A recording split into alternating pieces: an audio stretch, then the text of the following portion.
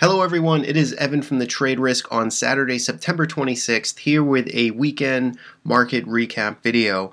I'm actually doing this video on the road, doing a weekend getaway trip out here in Cape Cod, Massachusetts. It's a beautiful area, beautiful time of year to be out here. A lot less traffic, a lot less people. So I get some downtime right now before I head out. I want to do a quick little video here.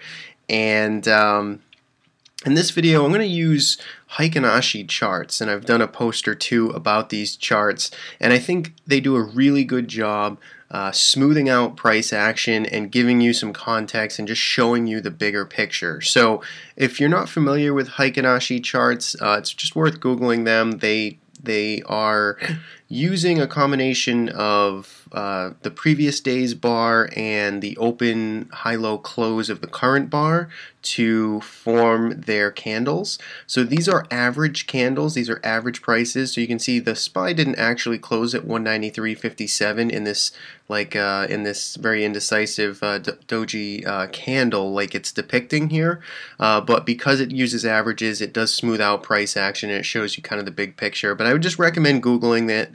You find out more information on how they calculate these candles. So let's jump in to the SPY here, and you can see really what's going on.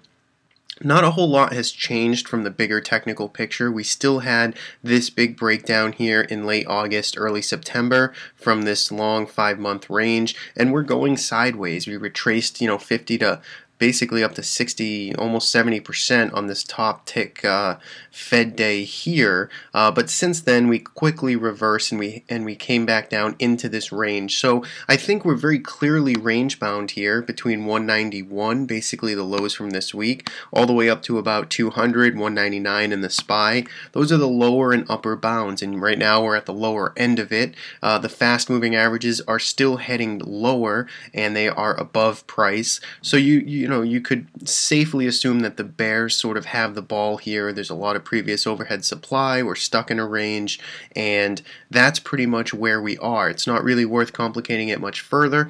We could absolutely chop around in this range for more weeks to months to come. So I don't necessarily think that we have to be looking for an explosive move to the downside or a full retracement to the upside, in the next week or so. We really could just go sideways for an extended period of time here. So I think that's sort of the game plan for swing traders. For us, we're still keeping things light.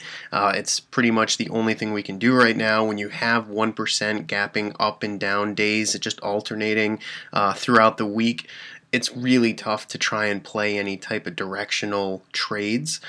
So for us, we're keeping things light. We are looking for the outperformers and trading on bigger time frames with larger stops, so we don't get whipsawed in this volatility. So that's sort of where the SPY is. If we look at what the IWM is doing, you can see it's very similar formation here.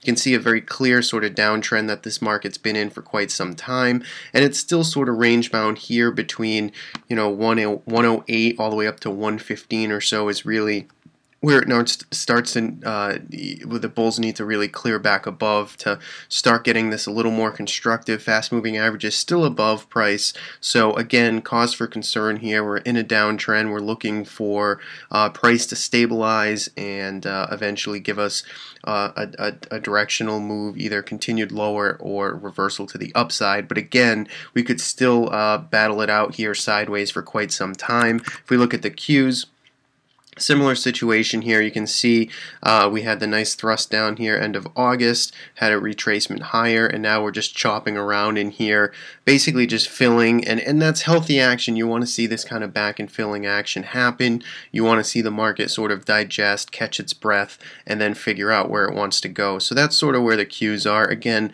still sort of the strong, the leaders and holding up a little bit better than the other indices. Now, if we look at some other markets, we're not going to go through a lot today, but I'll just take through some of the major ones. TLT, look at the bond market. You can see what's going on here.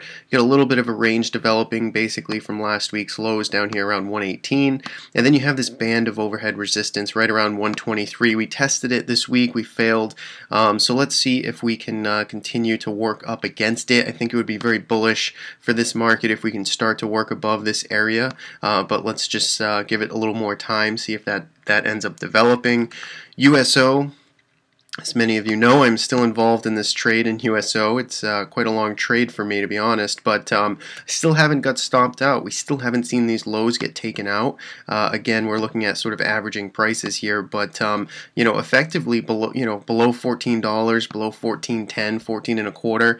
That's what I want to. That's what would take me out of this trade to the long side. And until we see that definitively broken, I'm going to continue to maintain this trade on the long side. Got close this week. I thought I was going to get stopped out, but we came to the rescue basically Friday and I think Thursday. So we're still hanging out here. Again, you can see we had this thrust off of the lows, and now we're just hanging out, figuring out what this market wants to do. It's overly beaten up on all the longer time frames. Again, it's a lot of overhead supply in here, so it's tough. It's going to be. We knew it would be a tough trade, and so far it's still hanging out. Let's look at UNG. It's another trade that I'm still involved in on the short side, actually, and we got short it as it started to break down here below this resistance, below this support level, I'm sorry, and it is holding below support. It closed down on the week this week, and it is at 52-week lows, and the trend is still down here, so I'm still short natural gas, I'm long crude oil, and that trade so far is working out pretty nicely. If we want to look at silver and gold, we'll start with silver. You can see the range that this has been developing in.